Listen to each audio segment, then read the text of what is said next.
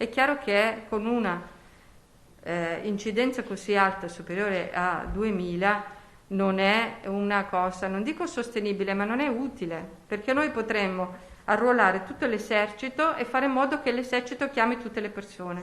Non rappresenta più una misura di mitigazione del rischio.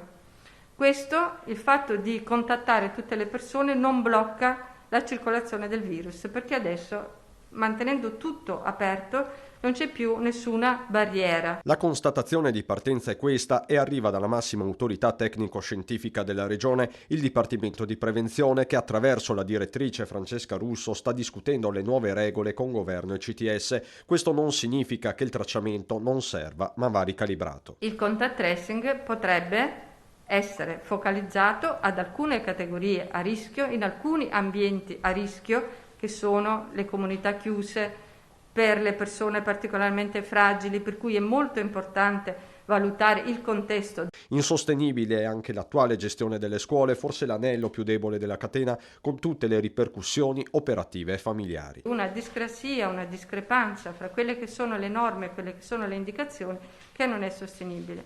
Sappiamo che anche loro, loro per dire a livello centrale, si è reso conto di questo e quindi adesso sta rivedendo questo tipo di percorso. Insomma, rivedere le azioni di sanità pubblica è la priorità, concentrandosi sulle situazioni più a rischio. Per il resto si ritorna alla responsabilità individuale. Che cosa succede per l'utente? Aumenta la responsabilità individuale, è ovvio, perché la persona che non sta bene, perché ha febbre, perché anche se non fa il tampone, non ha la certezza che si tratti di Covid, cerca di stare a casa e aspetta il miglioramento dei sintomi. Quindi la responsabilizzazione della persona è molto molto importante.